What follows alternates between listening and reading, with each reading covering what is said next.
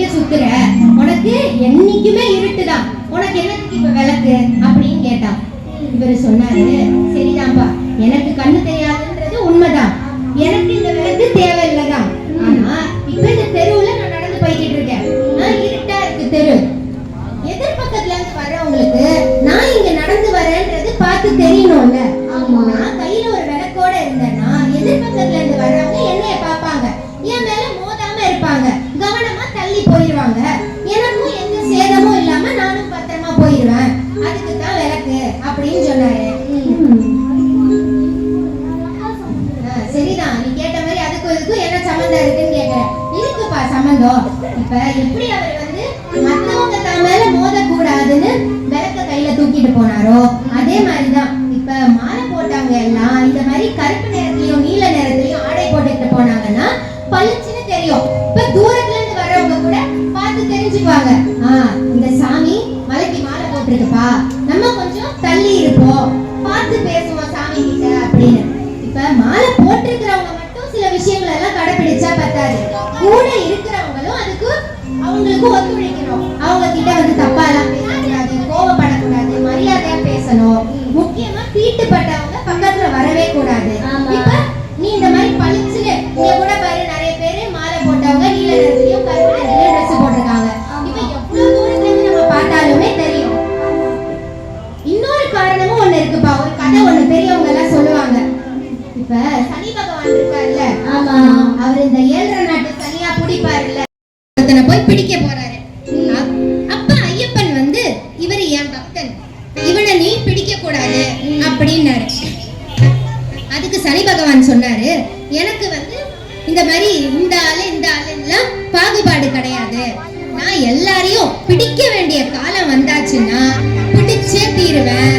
அப்ப அவங்களுக்கு படாத பாடு படுத்தி லோலோன்னு அலைய விட்டுருவேன் அவங்கள அப்படின்னாரு. ஐயப்பன் சொன்னாராம், இப்ப நீ எல்லாம் கஷ்டம் எல்லாம் கொடுக்க போற, என்னெல்லாம் பண்ணுவ, சாப்பாடு இல்லாம இருக்க விடுவ, சுகங்கள் எல்லாம் விட்டுட சொல்ல மாதிரி பண்ணிடுவ. என் பக்தர்கள் சாதாரணமாவே அப்படித்தானப்பா இருக்காங்க, இந்த மலைக்கு வர்றப்போ விரதம் இருக்கும் போதெல்லாம் அவங்க உணவு கட்டுப்பாடோட இருக்காங்க, அவங்க சுகங்கள் எல்லாம் தவிர்த்து வச்சிடுறாங்க.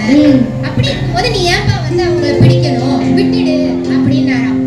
சரி, சனி பகவானும் இது நியாயமா தானே படுதுன்னு ஒத்துக்கிட்டாரு. ஆனா எனக்கு எப்படி தெரியும் இவன் ஐயப்ப பக்தன், இவன் ஐயப்ப பக்தன் இல்ல, எனக்கு எப்படி தெரியும் அப்படின்னு கேட்கும் போது, சனி பகவானுக்கு உகந்த நேரம் எது?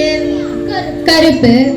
இப்ப சனி பகவானுக்கு உகந்த நேரம் கருப்பும் நீலமும். இப்ப உனக்கு உகந்த நிறமான கருப்பையும் நீலமையுமே என் பக்தர்கள்லாம் அணிஞ்சுப்பாங்க. அப்படி நீ அவங்கள அடையாளம் கண்டுகிட்டு அவங்கள கஷ்டமே படுத்த கூடாது அப்படின்னு ஐயப்பன் சொன்னாராம்.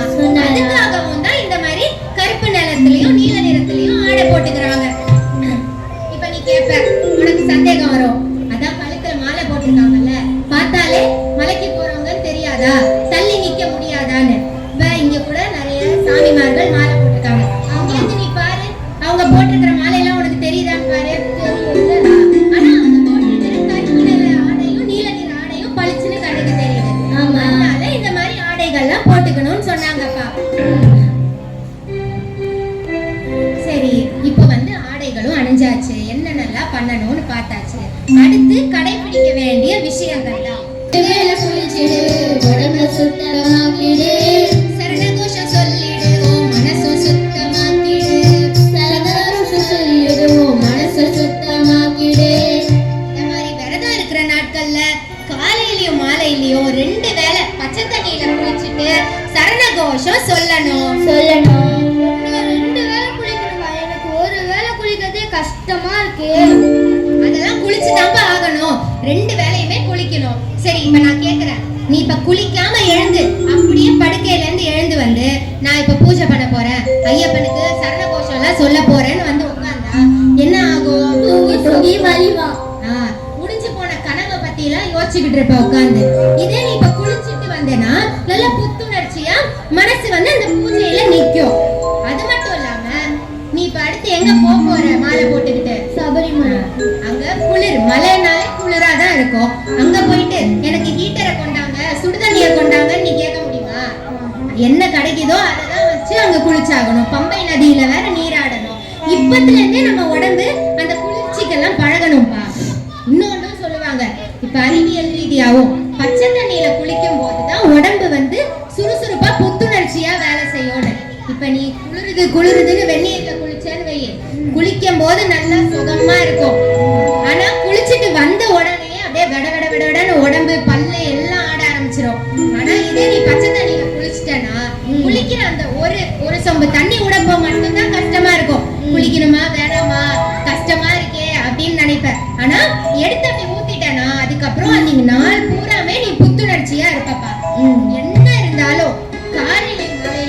வச்சுட்டு சரண கோஷம் சொல்லணும். சரி, நான் வீட்டுல இருந்தா 2 வேளை குளிச்சிருவேன். இப்ப நான் ட்ரெயின்லயோ பஸ்லயோ போயிருந்தேன் அப்ப ஏண்டா, சந்தேகம் கேட்கறதுக்குன்னே நீ சொன்ன மாதிரி ஒருவேளை ட்ரெயின்லயோ பஸ்லயோ எங்கேயோ போய்கிட்டு இருக்க, அந்த நேரத்துல இந்த மாதிரி சந்தர்ப்பங்கள்ல குளிக்க முடியாது. அதுக்கு பதிலா கை கால் முகம் அலம்புறதுக்கு ஒரு சந்தர்ப்பம் கிடைச்சதுன்னா அலம்பிட்டு நெத்தியில திருநீரை பூசிட்டு சந்தனத்தை வச்சுட்டு மனசுக்குள்ளேயே ஐயப்பனை தியானம் பண்ணிட்டு சரண கோஷம் சொல்லணும். இதெல்லாம் எப்ப? இந்த மாதிரி சில சந்தர்ப்பங்கள்ல மட்டும்தான். இதே நீ உள்ளூர்ல இருந்தேன்னு வை, வீட்டு பக்கத்திலேயே சுத்திக்கிட்டு இருந்துட்டு மணி ஆயிருச்சு நான் குளிக்க மாட்டேன் அப்படின்லாம் சொல்லக்கூடாது. எவ்வளவு நேரம் ஆனாலும், ராத்திரி 9 மணி 10 மணி ஆனாலும் குளிச்சுட்டு சரண கோஷம் சொல்லிடணும். இப்ப அடுத்ததா, ஒருவேளை சாப்பிடுவோம் சுகங்களையே விட்டுடு, ஒருவேளை சாப்பிடுவோம் சுகங்களையே விட்டுடு. ஒருவேளை சாப்பிடணும். ஆமாம்பா, ஒருவேளை சாப்பிடணும். இப்ப சித்தர்கள்லாம் என்ன சொல்லியிருக்காங்க தெரியுமா? ஒருவேளை உண்பவன் போகி, ஒருவேளை உண்பவன் யோகி, இருவேளை உண்பவன் போகி, 3 வேளை உண்பவன் ரோகின்னாங்க. அதாவது அவங்க என்ன சொல்ல வராங்கன்னா, ஒரு வேளை மட்டுமே உணவை எடுத்துக்கிறவன் இந்த ஞானிகள் ரிஷிகள் அவங்கள மாதிரி ஆட்கள்லாம். 2 வேளை சாப்பாடு சாப்பிடுறான் பாரு. அதாவது நம்மள மாதிரி சுவைக்கு அடிமையாகி சாப்பாடு. இப்பவே பாரு, கொஞ்ச நேரத்துக்கு முன்னாடி இங்க பிரசாதம் கொடுத்தாங்க. ஐயோ, நம்ம கீழே இருந்திருந்தா நமக்கும் கொடுத்திருப்பாங்களே அப்படின்னு யோசிச்சீங்களா இல்லையா? ஆமா, யோசிச்சேன். நம்ம கீழே இருந்தா நமக்கு கிடைச்சிருக்குமேன்னு. இந்த மாதிரி இப்ப நம்ம கண்ணுக்கு முன்னாடி சாப்பாடு போகும்போதெல்லாம் எப்படா நமக்கும் கிடைக்கும் அப்படின்னு நாக்களை எச்ச ஊறிக்கிட்டு நம்ம உட்கார்ந்துருப்போம். பாத்தீங்களையோ, இப்ப நமக்கு சாப்பிடணும்னு தோணும். இந்த மாதிரி சுவைக்கு ஆசைப்பட்டு நாக்கு ருசிக்காக சாப்பிடணும்னு நினைக்கிறான் பாரு, அவன் வந்து போகி அப்படின்னாங்க. இதே 3 வேளையும் சாப்பிடுறவன் ரோகின்னாங்க. ரோகின்னா யாரு? நோயாளியாங்க. 3 வேளையும் சாப்பிட்டுக்கிட்டே இருக்கான் பாரு, கடைசியில நோயாளியா தான் போறான்னு சித்தர்கள் அப்பவே சொல்லிட்டாங்க. விரதம் இருக்கிற நாட்கள்லயாவது வாய்க்கும் வயிற்றுக்கும் கொஞ்சம் ஓய்வு கொடுங்கப்பா. ஒரு வேளை மட்டும் சாப்பிட்டு உடம்பு சரிப்படுத்திக்கோங்க. இவ்வளவு நாள் தான் தின்னு கொழுப்பெல்லாம் ஏத்திக்கிட்டீங்க. இந்த விரதம் இருக்கிற நாட்கள்ல மட்டுமாவது ஒரு வேளை மட்டும் சாப்பிட்டு உடம்பெல்லாம் சரிப்படுத்திக்கோங்கன்னு தான் இந்த ஒரு வேளை உணவு சாப்பிடணும்னு சொன்னாங்க. சரிக்கா, சரியா? அடுத்தது, இந்த மெத்தை தலகாணி இதெல்லாம் வச்சுக்கிட்டு படுக்கிறது அதெல்லாம் செய்யக்கூடாது. செருப்பு இல்லாம தான் நடக்கணும். இதெல்லாம் எதுக்கு சொன்னாங்கன்னா, இப்ப நம்ம உடம்புக்கு வந்து சுகங்கள் எல்லாம் கொடுத்து பழக்கிட்டோம்னா நம்ம மனசு வந்து ஆண்டவனை தேடி போகாது. உடம்பு சுகத்துக்கே தான் மனசு அலையும். இப்ப நம்மளே பாரு, தூங்கி பழகிட்டோம்னா காலையில இந்த பனிக்கு அதுக்கும் நல்லா இழுத்து போட்டு தூங்கணும்னு தான் தோணும். ஏதாவது முக்கியமான வேலை இருக்கும் போது கூட நமக்கு எழுந்து போறதுக்கு ரொம்ப கஷ்டமா தானே இருக்கு. அப்படியே பழகிட்டோம்னா நம்ம எல்லாம் வாழ்க்கையில எப்படி முன்னேற முடியும்? அதுக்காக தான் இந்த உடம்பு சுகங்கள் எல்லாம் குறைச்சிடணும்னு இந்த 48 நாள் விரதத்துல இதெல்லாம் தவிர்க்க சொன்னாங்க. அடுத்தது, உண்மையே பேசிடு மரியாதையா இருந்திடு, உண்மையே பேசிடு மரியாதையா இருந்திடு, கோவத்தெல்லாம் விட்டுட்டு பணிவோடவே இருந்திடு, கோவத்தெல்லாம் விட்டுட்டு பணிவோடவே இருந்திடு, ஒழுக்கமாக இருந்திடு நல்ல குணத்தோடவே இருந்திடு, ஒழுக்கமாக இருந்திடு நல்ல குணத்தோடவே இருந்திடு. இந்த மாதிரி விரதம் இருக்கிற நாட்கள் எல்லாம் உண்மையை மட்டும்தான் பேசணும், கோபமே படக்கூடாதுப்பா. ஆமா, இப்ப நம்ம கோவப்படக்கூடாதுன்னு சொன்னேன். அது வார்த்தைகளால மட்டும் கோவப்படாம இருக்க கூடாது. இப்ப சில நேரம் நம்ம யாரையாவது போய் அடிச்சிருவோம், இல்ல போய் திட்டிடுவோம். ஆனா பல நேரங்கள்ல என்ன செய்வோம், இப்ப மட்டும் எனக்கு ஒரு கையில ஏதாச்சும் ஒண்ணு கட்டக்கிட்டோம், அவனை என்ன பண்றான்னு பாருன்னு மனசுல நினைப்போம்ல. ஆமா, அந்த மாதிரி நினைக்க கூட, மனசால கூட நினைக்க கூடாதுப்பா. நம்ம செயல்ல செய்யறத விட மனசுல நினைக்கிறோம் பாத்தியா, அதுதான் ரொம்ப பெரிய பாவம். அதனால அதையும் செய்யக்கூடாது. இப்படியா வந்து இது எல்லாத்தையும் கடைபிடிச்சு சரி வர நடந்துக்கணும் இந்த மாலை போட்டிருக்கிறப்ப. நீ நினைக்கலாம், என்னடா இவ்வளோ கஷ்டமா இருக்கே இந்த விரதம்லாம், எப்படி வந்து இதெல்லாம் செய்யறது அப்படின்னு நீ நினைக்கலாம். இப்போ வந்துட்டு உனக்கு கேட்குறேன், இப்போ உனக்கு உடம்பு சரியில்லைன்னு வை, நீ போய் உனக்கு பிடிச்ச இனிப்பையோ ஐஸ்கிரீமையோ சாப்பிடணும்னு நினைக்கிற. உங்க அம்மாட்ட போய்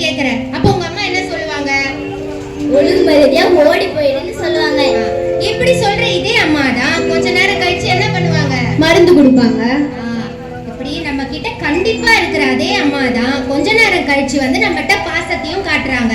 அது மாதிரி தான்ப்பா அந்த கடவுளோ. நமக்கு அம்மா அப்பா எல்லாமே அந்த கடவுள் தானே. ஏன் தாய்க்கும் சிறந்தவர் அந்த கடவுள்னு எல்லாம் சொல்றாங்க. அப்படி அந்த கடவுள் வந்து நமக்கு நல்லதுக்கு தானேப்பா எல்லாமே செய்வாரு. முதல்ல கஷ்டத்தை கொடுப்பாரு, ஆனா அதுக்கப்புறம் நமக்கு எல்லாம் நல்லதை தான் செய்வாரு. தீய குணம் நீங்கினாமே நல்ல குணம் பெறுவதற்கு உதவும் நமக்கு இந்த விரதம். தீய குணம் நீங்கினாமே நல்ல குணம் பெறுவதற்கு உதவும் நமக்கு இந்த விரதம். நன்மைகள் பெருகிடவே துன்பங்கள் விலகிடவே உதவும் நமக்கு இந்த விரதம். நல்ல குணம் பெறுவதற்கு துன்பங்கள் விலகிடவே உதவும் நமக்கு இந்த விரதம். வாழ்க்கையெனும் கடலினிலே மூழ்காமல் செல்வதற்கு கப்பல் போல் உதவும் இந்த விரதம்.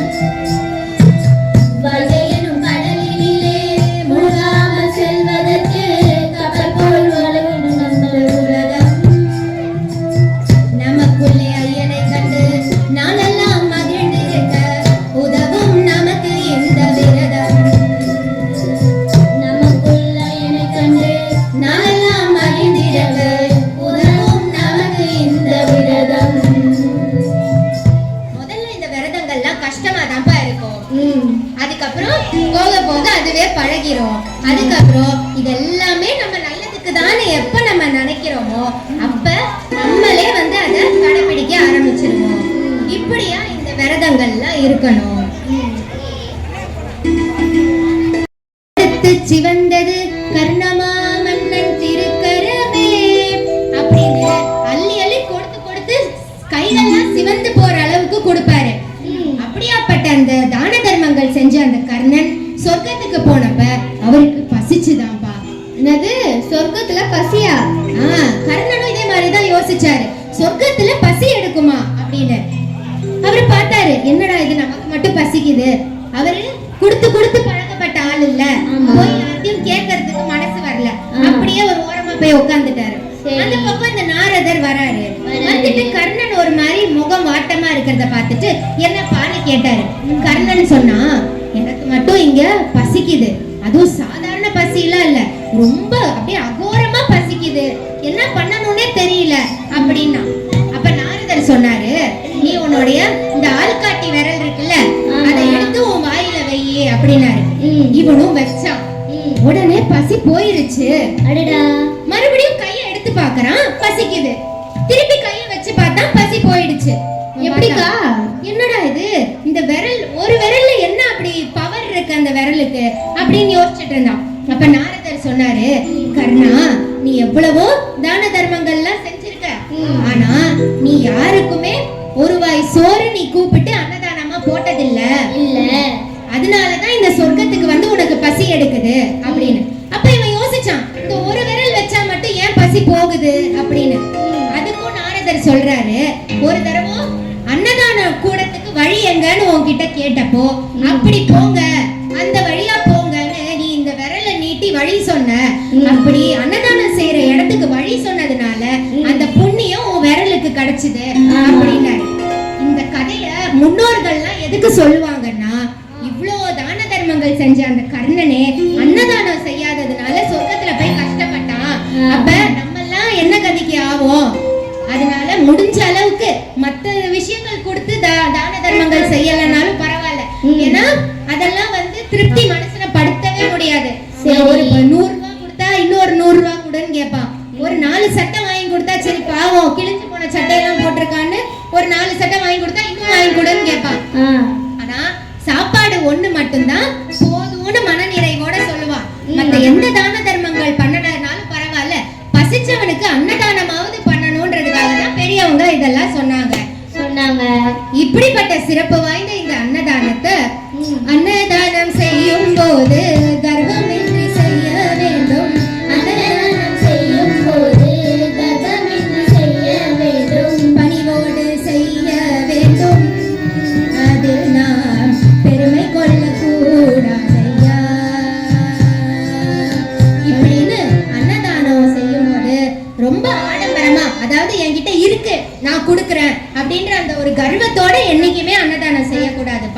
இந்த மாதிரி ஒரு புண்ணிய காரியத்தை செய்யறதுக்கு அந்த கடவுள் நமக்கு ஒரு வாய்ப்பு கொடுத்திருக்காருன்னு பணிவோட அன்னதானம் செய்யணும். பசித்தவருக்கு கொடுக்கும் போது இறைவனுக்கு கொடுப்பது போல, பசித்தவருக்கு கொடுப்பது போது இறைவனுக்கு கொடுப்பது போல பெருமைகள் கூடாதையா, நமக்கு பணிவு வர வேண்டும் ஐயா. பெருமைகள் கூடாதையா, நமக்கு பணிவு வர வேண்டும் ஐயா.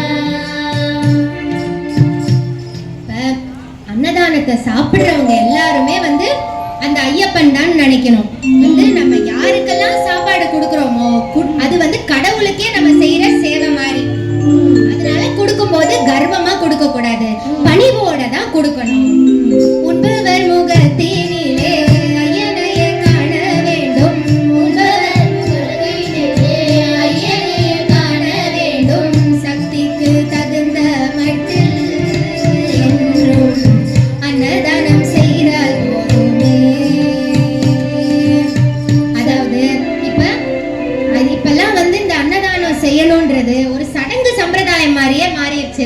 ஆமா, கண்டிப்பா செய்யணும் அப்படின்னு கடனை உடனே வாங்கிலாம் நிறைய பேர் கஷ்டப்பட்டு செய்யறாங்க. ஆமா, 500 பேருக்கு 200 பேருக்கு தான் அன்னதானம் கொடுக்கணும்னு இல்ல, அதனால ஒரு 10 பேருக்கு வாங்கி கொடுக்க முடிஞ்சா கூட போதும். இல்ல அது கூட முடியலையா, ஒரு 2 பேருக்கு அடுத்த வேளை உணவுக்கு என்ன செய்ய போறோம்னே தெரியாம இருக்காங்க பத்தியா, அவங்களுக்கு ஒரு வேளை சாப்பாடு வாங்கி கொடுத்தா கூட அது அன்னதானம் செஞ்ச மாதிரிதான். இவ்வளவு நேரம் நான் சொன்னது எல்லாமே அன்னதானம் கொடுக்கறவங்க எல்லாரும் மனசுல வச்சுக்க வேண்டிய விஷயம். பணிவோட கர்வம் இல்லாம கொடுக்கணும். இதே அன்னதானம் வாங்கிக்கிறவங்களும் சில விஷயத்தெல்லாம் மனசுல வச்சுக்கணும். உணவினை வீணாக்குதல் மிக கொடிய பாவம் ஐயா, உணவினை வீணாக்குதல் மிக கொடிய பாவம் ஐயா, அதை நாம் கருத்தில் கொண்டு என்றும் உணவினை மதிக்க வேண்டும். எல்லாரும் வாங்கிக்கிறாங்க, சாப்பிடாம அப்படியே வச்சுட்டு வீணாக்கிட்டு போயிடுறாங்க. சாப்பாட்டுக்கும் மரியாதை இல்ல, அந்த இடமும் அசுத்தமாகிறது. இதெல்லாம் செய்யக்கூடாது. இதை விட முக்கியமான விஷயம் இன்னொன்னு இருக்கு. பிறர் செய்யும் தானத்தையே குறை சொல்ல கூடாதையா, பிறர் செய்யும் தானத்தையே குறை சொல்ல கூடாதையா, அதை நாம் கருத்தில் கொண்டு பணிவோடு இருக்க வேண்டும். இந்த மாதிரி மத்தவங்க இப்ப நம்ம கொடுக்கலனாலும் பரவாயில்ல, எந்த இதையும் செய்யலனாலும் பரவாயில்ல, நம்ம மத்தவங்க செய்யும் போது குறை சொல்லாம இருக்கணும். அதுதான் ரொம்பவும் முக்கியம். இப்ப இந்த அன்னதானம் எப்படி கொடுக்கணும், எப்படி வாங்கிக்கணும்னு சொல்ல ஆரம்பிச்சா ஒரு நாள் பூரா இதையே சொல்லிக்கிட்டு இருக்கலாம். நேரம் ஆச்சு, நம்ம இத்தோட இந்த அன்னதானத்தை பத்தி சொல்லுங்க, அடுத்ததுக்கு நம்ம போவோம். சரி, இப்ப இருமுடியில என்ன இருக்கும்னா இந்த நெய் தேங்காய் வச்சிருப்பாங்க, பூஜைக்கான பொருட்கள் எல்லாம் வச்சிருப்பாங்க. அதாவது நம்மளுடைய ஆத்மா வந்து அந்த இறைவன் கிட்ட போய் சேருது அப்படின்றதுக்கு தான் அந்த நெய் தேங்காயோட தத்துவம். இந்த இருமுடிக்குள்ள வேற ஒரு தத்துவமும் இருக்கு. இருமுடின்றது நம்மளுடைய நல்வினை தீவினை, அதாவது நம்ம பாவம் புண்ணியம்ன்றது. நம்ம பாவத்தையும் புண்ணியத்தையும் ஒரு புண்ணியா கட்டிக்கிட்டு போய் அந்த ஐயப்பன் கிட்ட கொடுத்து இனிமேல் எனக்கு பிறவியே வேண்டாம்பான்னு சொல்லி சரணம் அடைஞ்சிடணும். பாவத்தை கொடுத்துடலாம் கடவுள் கிட்ட, புண்ணியத்தை ஏன் கொடுக்கணும்னு. இப்ப பாவம் மட்டும் நம்மள தொடர்ந்து வராது, நம்ம செய்யற புண்ணியம் கூட நம்மள தொடர்ந்து தான் வரும். அதுக்கு ஏத்த மாதிரி அடுத்த பிறவியில நம்ம பாவத்துக்கும் புண்ணியத்துக்கும் ஏத்த மாதிரி ஒரு வாழ்க்கையை நம்ம வாழுவோம். இதே வந்து எனக்கு பிறவியே வேண்டான்னு அந்த ஐயப்பன் கிட்ட போய் சரணம் அடையிறது தான் அந்த இருமுடியோட தத்துவம். சரி, இப்படி இருமுடி கட்டிக்கிட்டு 18 படிகள் வழியா ஏறி அந்த ஐயப்பனை போய் தரிசிக்கும் போது மனசுக்குள்ள ஒரு சந்தோஷம் வரும் பாருங்க. 18 படிகள் வழியா ஏறி போனோம். இப்ப சபரிமலையிலும் சொல்லுப்பா, இந்த 18 படியில என்னதாப்பா தத்துவம்? இப்ப அந்த 18 படியில பல பேர் பல விதமாங்க இதுக்கு விளக்கங்கள் சொல்லுவாங்க. 18 படினா சபரிமலையை சுத்தி 18 மலைகள் இருக்கு. அந்த 18 மலைகளுடைய தேவதைகளும் ஒரு படியிலையும் உட்கார்ந்துருக்காங்க. அதே மாதிரி 9 தெய்வங்களும் 9 கோள்களும் அந்த 18 படியில இருக்குன்னு சொல்லுவாங்க. சரி, வேற ஒரு தத்துவமும் சொல்லுவாங்கப்பா. அதாவது பஞ்சேந்திரியங்கள், அஷ்டராகங்கள், திரிகுணங்கள்,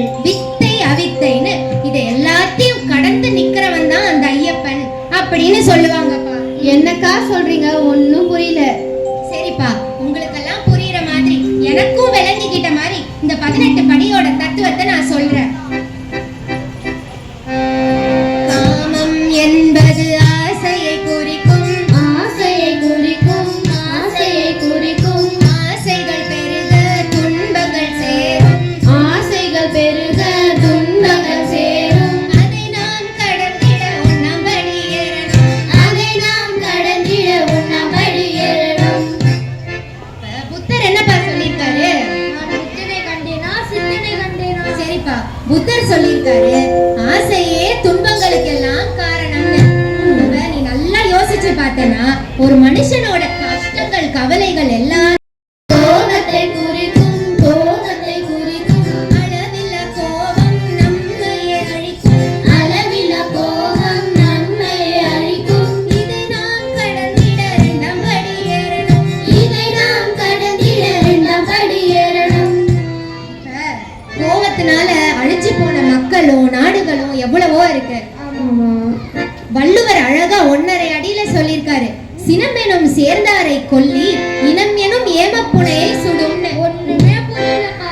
அதாவது வள்ளுவர் என்ன சொல்ல வராருன்னா, இப்ப கோவப்பட்ட நம்ம இந்த உலகத்துல பிறக்கும் போது என்னத்தை கொண்டு வந்தோம், திருப்பி போகும்போது என்னத்தை கொண்டு போறோம்? ஒண்ணுமே இல்ல. ஒரு கைப்பிடி மண்ணு, ஏன் ஒரு காதல் இந்த ஊசிய கூட நம்மளால எடுத்துட்டு போக முடியாது. அப்படி இருக்கும்போது எனக்குன்னு சுயநலமா எதுக்கு எல்லாத்தையும் சேர்த்து வச்சுக்கணும்? இருக்கிற வரைக்கும் மத்தவங்களுக்கு உதவியா எல்லாத்தையும் கொடுத்து வாழ பழகணும்பா.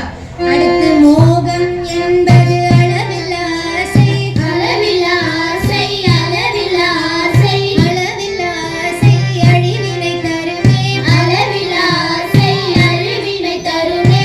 இதை நாம் கடந்திட நாலாம் படி ஏறணும். இதை நாம் கடந்திட நாலாம் படி ஏறணும். இப்ப மோகம்ன்றது ஒரு ஆசைன்றது பெண்ணு மேலயும் வரலாம், பொருள் மேலயும் வரலாம். ஆமா. வேற எதுக்கு உதாரணம் சொல்லணும்? இப்ப நம்ம பார்த்த கதையிலேயே அந்த வெறித்தனமாகும், வெறித்தனமாகும். வெறித்தனம் கூடினால் நல்லறிவு நீங்கும், வெறித்தனம் கூடினால் நல்ல குணம் நீங்கும். இதை நாம் கடந்திட ஐந்தாம் படி ஏறணும். இதை நாம் கடந்திட ஐந்தாம் படி ஏறணும். இப்ப மனுஷனுக்குள்ள வர்ற கோவம்ன்றது ஒரு உணர்ச்சி. அந்த கோவமே தப்பு, அதை கடந்து போயிடணும்னு சொல்றாங்க. இந்த கோவத்தோட வெளிப்பாடு தான் இந்த வெறித்தனம், மூர்க்கத்தனம் எல்லாம். அப்ப நம்ம கோவம் மனசால படுறதோட மட்டும் இல்லாம செயல்லையும் அதை நடத்தக்கூடாது. அதனால அதையும் கடந்து போயிடணும். அடுத்து மாச்சரியம் என்பது வெறுப்புணர்வாகும், வெறுப்புணர்வாகும், வெறுப்புணர்வாகும். வெறுப்புணர்வு வாழ்வு நம்மை தனிமைப்படுத்தும், வெறுப்புணர்வு வாழ்வில் தனிமையை படுத்தும். இதை நாம் கடந்திட ஆறாம் படி ஏறணும். இதை நாம் கடந்திட ஆறாம் படி ஏறணும். இப்ப சில நேரங்கள்ல காரணமே இல்லாம ஒருத்தங்களை எல்லாம் வெறுப்போம். இவனை பார்த்தாலே பிடிக்கல, இவன்கிட்ட பேசவே பிடிக்கல, அப்படிலாம் நம்ம நிறைய நேரத்துல நினைப்போம்ல.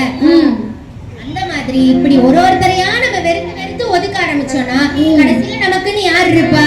யாருமே இருக்க மாட்டாங்க, தனி மரமா தான் நம்ம இருப்போம். இதே மாதிரி மனுஷங்களை வெறுக்கும் போது அவங்க கிட்ட இருக்கிற நல்ல குணங்கள்லாம் நமக்கு தெரியாமலே போயிடும். அதனால யாரையுமே வெறுக்காம அன்பா வாழணும்.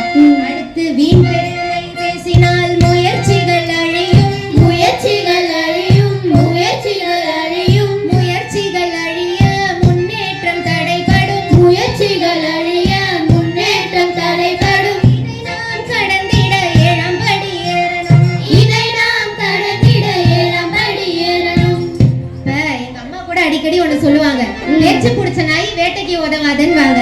இந்த மாதிரி வீண் பெருமை எல்லாம் பேசிக்கிட்டே இருக்கிறவன நீ நல்லா பாத்தீங்கன்னா, இந்த தற்பெருமை பேசுறவன், வீண் பெருமை பேசுறவன் எல்லாம் ஒரு நாளும் காரியத்துல செயல்ல இறங்கவே மாட்டான். அடுத்து அகங்காரம் என்பது கர்வத்தை குறிக்கும், கர்வத்தை குறிக்கும், கர்வத்தை குறிக்கும். கர்வம் மூங்கினால் பேரழிவு ஏற்படும், கர்வம் மூடினால் பேரழிவு ஏற்படும். இதை நாம் கடந்திட எட்டாம் படி ஏறணும். இதை நாம் கடந்திட எட்டாம் படி ஏறணும். இப்ப இதுக்கு கூட உதாரணம் சொல்லணும்னா எவ்வளவோ சொல்லிட்டே இருக்கலாம். மகாபாரதத்திலேயே கர்வத்தால அழிஞ்சவங்க எத்தனையோ பேர் இருக்காங்க. அதனால இந்த கர்வத்தெல்லாம் அகம்பாவத்தெல்லாம் நம்ம விட்டுடணும். அடுத்து மற்றவரை இழிவுபடுத்தல் தீயான செயலாம் தீயான செய்யலாம் தீயாலும் செய்யலாம் இக்குணம் உடையோன் தானும் இழிவுபடுவான் இக்குணம் உடையோன் தானும் இழிவுபடுவான் இதை நாம் கடந்திட 9ஆம் படி ஏறணும் இதை நாம் கடந்திட 9ஆம் படி ஏறணும் யாரையுமே என்னைக்குமே இழிவா பேசவே கூடாது வெறுப்பது பொறாமை வெறுப்பது பொறாமை இக்குணம் உடையோன் என்று உயர்வு அடையான் இக்குணம் உடையோன் என்று உயர்வு அடையான் இதை நாம் கடந்திட 10ஆம் படி ஏறணும் இதை நாம் கடந்திட 10ஆம் படி ஏறணும் இப்ப நம்ம கூட நிறைய பேரை பார்த்திருப்போம். அவன் வீடு வாங்கிட்டான், கார் வாங்கிட்டான், நிறைய சம்பாதிக்கிறான் அப்படின்னு மத்தவன் வளர்ச்சியை பார்த்து தீய குணங்களான பொறாமை இதெல்லாம் கடந்துட்டு நம்ம போயிடணும். அடுத்தது பற்று என்பது பொருள் மேலுள்ள பாசம் பொருள் மேலுள்ள பாசம் பொருள் மேலுள்ள பாசம் பொருள் பற்று உடையோன் இறைவனை அறியான் பொருள் பற்று உடையோன் இறைவனை அறியான் இதை நாம் கடந்திட 11ஆம் படி ஏறணும். இதை நாம் கடந்திட 11ஆம் படி ஏறணும் இப்ப பற்றுன்றது பொருள்லாம் இப்ப தேவையோ தேவையில்லையோ அழகா ஒரு பொருள் இருக்கு, அதை பார்த்தேன், வாங்கி வச்சுக்கிட்டேன். எனக்கு இப்போ அது தேவையே படலைனாலும் இன்னொருத்தனுக்கு கொடுக்க மனசு வராது. வேணும் வேணும் வேணும்னு சேர்த்து சேர்த்து வச்சுக்கிறது. ஆமா. இந்த மாதிரி பொருட்கள் மேல நம்மளோட பாசத்தெல்லாம் வைக்க ஆரம்பிச்சோம்னா நம்ம அந்த கடவுள் கிட்ட போக முடியாதுப்பா. அதனால இந்த மாதிரி பற்றெல்லாத்தையும் நீக்கிட்டு நம்ம வாழ்க்கையில கடந்து போயிடணும். அடுத்து புத்திர பாசம் என்பது பிள்ளைகள் மேல் பாசம் பிள்ளைகள் மேல் பாசம் பிள்ளைகள் மேல் பாசம் பாசத்தில் வழுக்கினால் துன்பப்பட நேரிடும் பாசத்தை வழங்கினால் துன்பப்பட வேண்டும் இதை நாம் கடந்திட 12ஆம் படி ஏறணும். இதை நாம் கடந்திட 12ஆம் படி ஏறணும் இப்ப ராமாயணத்துல கூட பார்த்திருப்போம், தசரதன் ராமனை பிரிஞ்சு அந்த புத்திர பாசத்தினாலதான் இறந்தே போனாருன்னு. ஆமா. இப்ப பொருள் அடுத்து பணத்தாசை கொண்டவன் அதிக பொருள் சேர்ப்பான் அதிக பொருள் சேர்ப்பான் அதிக பொருள் சேர்ப்பான் குணம் கொண்டவன் பாவத்தையும் சேர்ப்பான் விற்புணர்வு கொண்டவன் பாவத்தையும் சேர்ப்பான் இதை நாம் கடந்திட 13ஆம் படி ஏறணும். இதை நாம் கடந்திட 13ஆம் படி ஏறணும் இப்படி மக்கள்லாம் இப்ப பார்த்தேன்னு வையேன், பணத்தாசை பிடிச்சு ஏன்டா இப்படி அலையறாங்கன்னே தெரியல. அதனால இதெல்லாம் கடந்துட்டு போயிடணும். அடுத்து பிறவி வினை என்பது கர்மாவை குறிக்கும் கர்மாவை குறிக்கும் கர்மாவை குறிக்கும் கர்மா என்றும் தொடர்ந்தே வருமே கர்மா என்றும் தொடர்ந்தே வருமே இதை நாம் மறுத்திட 14ஆம் படி ஏறணும். இதை நாம் கடத்திட 14ஆம் படி ஏறணும் எல்லாம் விட்டுட்டு போகிறதுக்கு தான் இந்த படிகள் எல்லாம் ஏறி போகணும். அடுத்து செயல் வினை என்பது செயல்களால் வருவது செயல்களால் வருவது செயல்களால் வருவது நல்வினையும் தீவினையும் தொடர்ந்தே வருமே நல்வினையும் தீவினையும் தொடர்ந்தே வருமே இதை நாம் மறுத்திட 15ஆம் படி ஏறணும். இதை நாம் கடத்திட 14ஆம் படி ஏறணும் 15ஆம் படி ஏறணும். 15ஆம் படி ஏறணும் இப்ப போன பிறவியில செஞ்சது கர்மாவா நம்மள தொடர்ந்து வரும். ஆனா இந்த பிறவியில இப்ப நம்ம செஞ்சுக்கிட்டு இருக்கிற பாவம் புண்ணியம் கூட நல்வினை தீவினையா நம்மள தொடர்ந்து வரும். அடுத்த ஜென்மத்துக்கு இது வரக்கூடாதுன்னா இப்பவே அதை அறுத்து விட்டுறணும். அதுக்கு நமக்கு கடவுள் தான் ஒரே வழி. அதுக்காக இந்த 18 படிகள்லாம் ஏறி போகணும். அடுத்து பழக்க வினை என்பது பழக்கத்தால் வருவது பழக்கத்தால் வருவது பழக்கத்தால் வருவது தீய பழக்கம் தொடர்ந்தால் பாவம் நம்மை தொடரும். தீய பழக்கம் தொடர்ந்தால் பாவம் நம்மை தொடரும் இதை நாம் அறுத்திட 16ஆம் படி ஏறணும். இதை நாம் கடத்திட 16ஆம் படி ஏறணும் அதாவது நம்மளோட நல்ல பழக்கம் தீய பழக்கம்னாலும் நம்மள தொடர்ந்து தான் வரப்போகுது. இந்த தீய பழக்கங்கள் நமக்கு ஒரு பாவமா மாறி நம்மள தொடர்ந்து வரும். அதனால அது ஆன்மாவை குறிக்கும் ஆன்மாவை குறிக்கும் ஆன்மாவை குறிக்கும் ஆண்டவனை அடைய மனம் ஒரு கருவி ஆண்டவனை அடைய மனம் ஒரு கருவி அதை நாம் அடக்கிட 17ஆம் படி ஏறணும். அதை நாம் கடத்திட 17ஆம் படி ஏறணும் இப்ப மனச அடக்கி வச்சிருக்கணும். இப்ப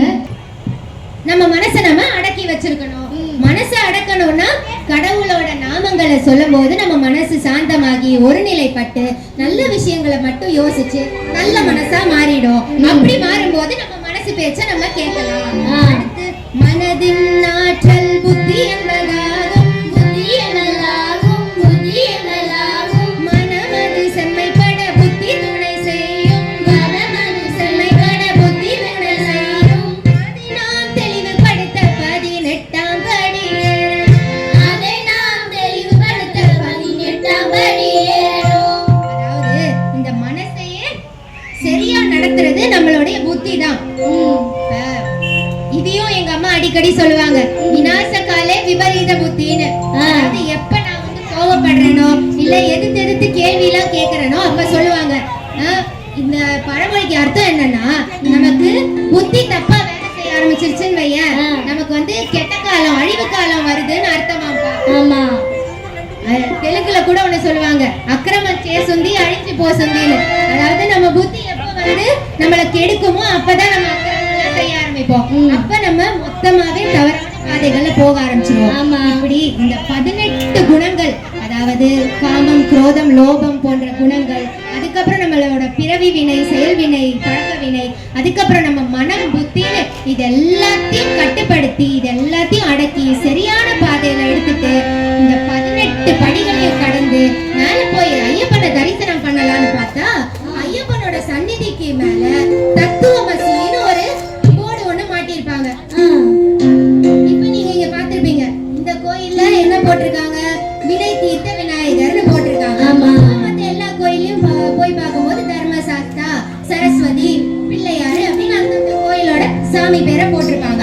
சபரிமலையில மட்டும் ஸ்ரீ ஐயப்ப சுவாமி, தர்மசாஸ்தா, மணிகண்டன் அப்படின்லாம் ஏன் போடல?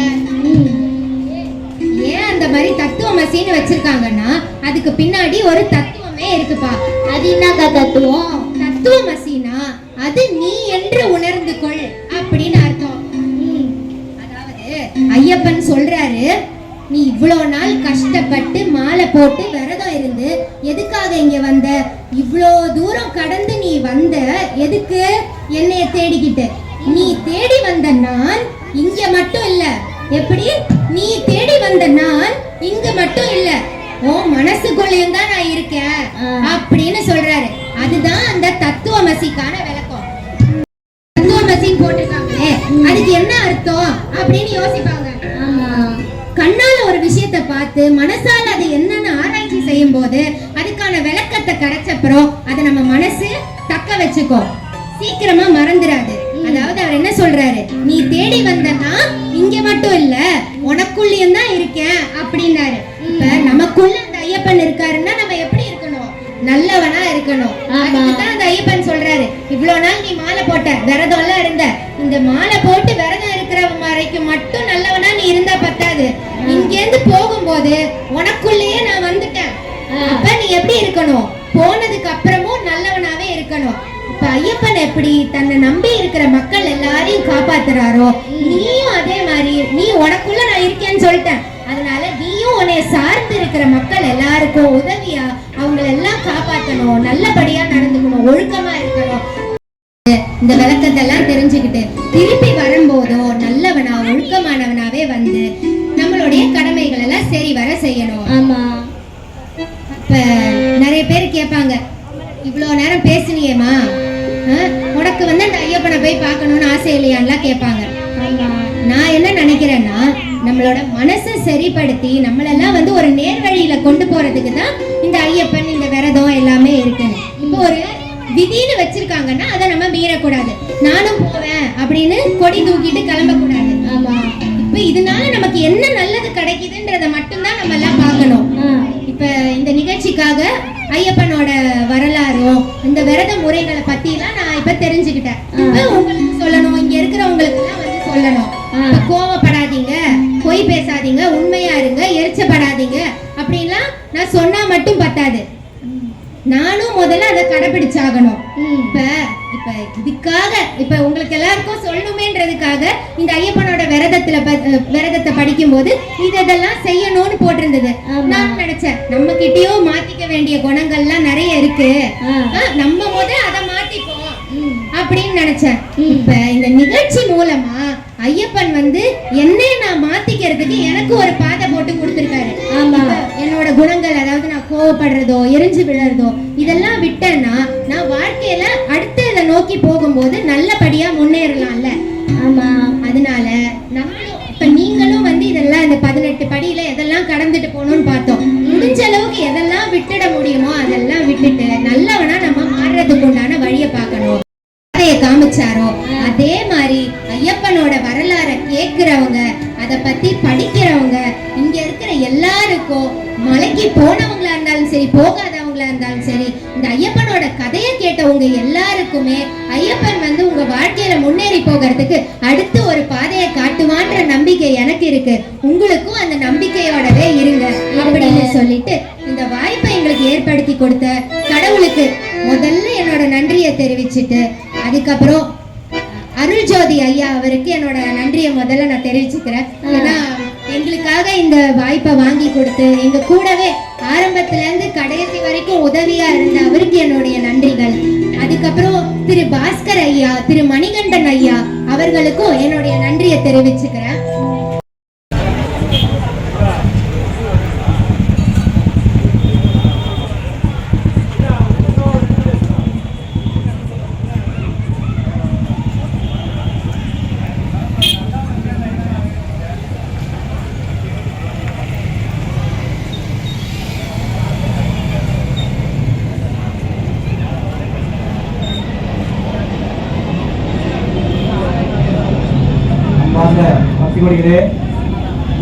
இந்த நிகழ்ச்சியை கண்டுகளித்த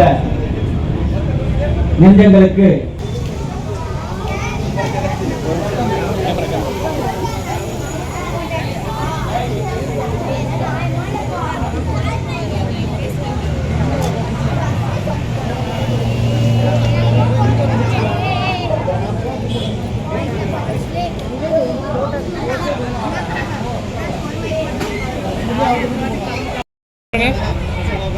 கேமரா பாருங்க.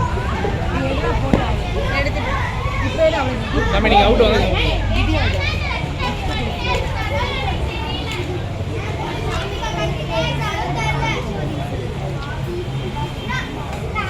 ஆளை காணோம்.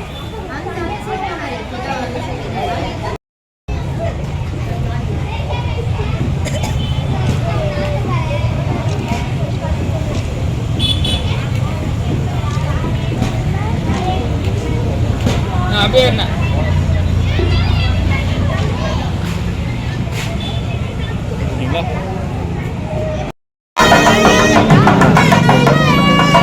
Manina, biar nggak? Manina.